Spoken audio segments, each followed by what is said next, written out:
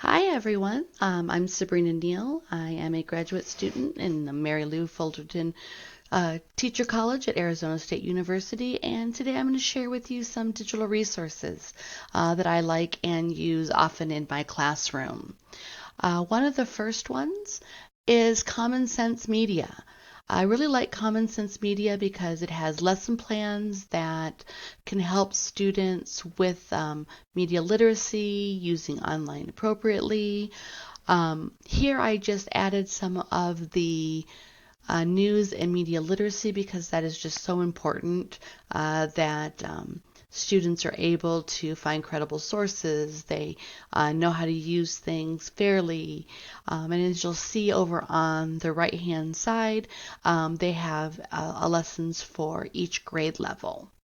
Also in my links, I have some other ones that also go with media literacy, some different websites, and a link to this presentation will be in the description.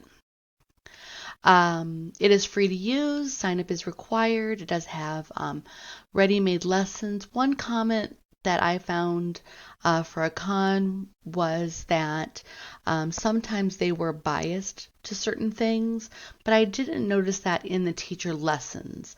I noticed that outside of the teacher lessons, when they may be recommending a video game or a TV show or a movie, decide whether or not it was appropriate for what age level.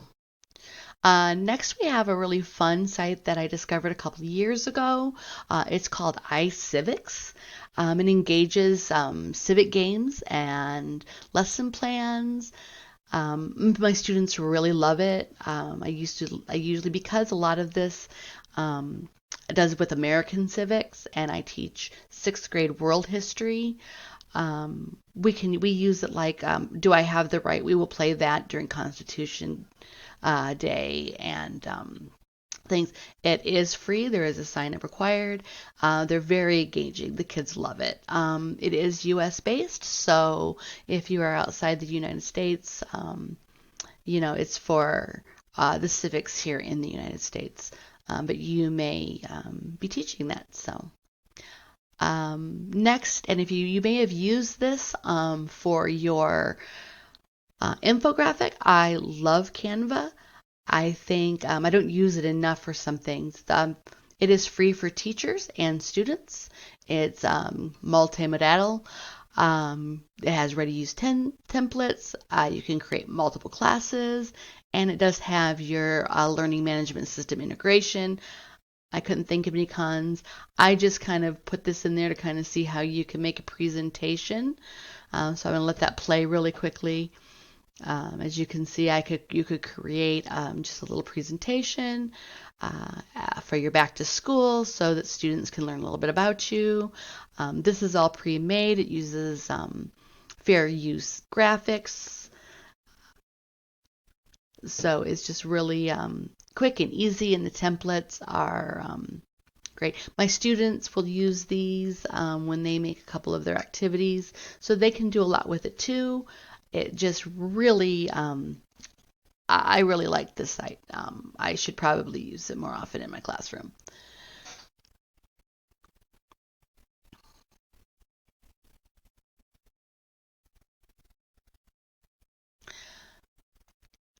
All right, next I actually put three sites together, CommonLit, ReadWorks, and News ELA. These are all reading sites. They have online rigorous text and text-based questions. They usually include fiction and nonfiction texts. News ELA has a lot of current events and topics for students to read about. ReadWorks comes with paired text, so you can read two different texts and compare them. They are level differentiated, and there's text to speech. They do have high DOK leveled questions. You can find engaging text, and they are content based. So I do use this a lot in my science and social studies class to supplement or augment some of the content that we're doing, just to help them out. with what they're learning. Next, I have, I use these in my classroom too. Gizmo and PhET simulations. They are for science. They have math ones too. I use them for science. And they can just be used to explore scientific phenomenon. They allow for teachers to ask open-ended questions, and the students actually can simulate what might happen. So it might be a what if. For example, one of the PhET simulations is about gravity and force, and you can actually, you can ask questions before students, turn off the gravity. Well, what do you think is going to happen? And when you turn it off, they'll notice that as soon as they turned it off, that objects just went in a straight line and didn't stop. So it really allows for that critical thinking and looking at things and what do you think, and a lot of open-ended questions. And finally, I did want to give you guys some honorable mentions. Mostly, these are some other sites that I use. You can do a lot with Cami, but I really only use it for digital annotations.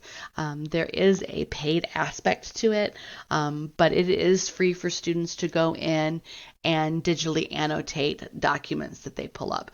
They can pull up PDFs, they can put up Google Docs, they can pull up just about anything, and they can help annotate it online. So if you don't have a print copy of it, they can do it without that. Read Theory is kind of nice because students have leveled reading and quizzes, so it's a comprehension site. There's really short passages, and then there's usually 3 or 4 comprehension questions that go with it. And students can even choose passages based on their Lexile level. One of my favorites that I use is No Red Ink. While it's a lot of it as grammar, but it also has writing. So when we're looking at how to do a claim, we can actually go in and I can give them assignments on writing claims. And what makes a good claim? What is evidence? How do you explain your evidence? I really like that, and they can say why something is good evidence or not good evidence. It's a really good site. It is free, as is Read Theory. Padlet is also a free site. I haven't used this one very much. I was using Jamboard on Google, but one of the things I didn't like about Jamboard is that in Jamboard, you really can't see who's posting. With Padlet, you can kind of turn that off. And then as the person who created it, you can actually go back in, turn that on, and see who wrote something. So if somebody writes something inappropriate, you can go in and see who wrote that. Or you can just keep that on. It's in the settings where you can just go in and make sure that everybody can see. People can comment, so maybe somebody has a question about an assignment or they want to discuss something. It makes a really nice discussion board that can be monitored by teachers. I really hope you enjoy some of these digital resources. Like I said, they're some of my favorite. Check below in the description for a link to the slides. Thank you. Have a great one. Bye.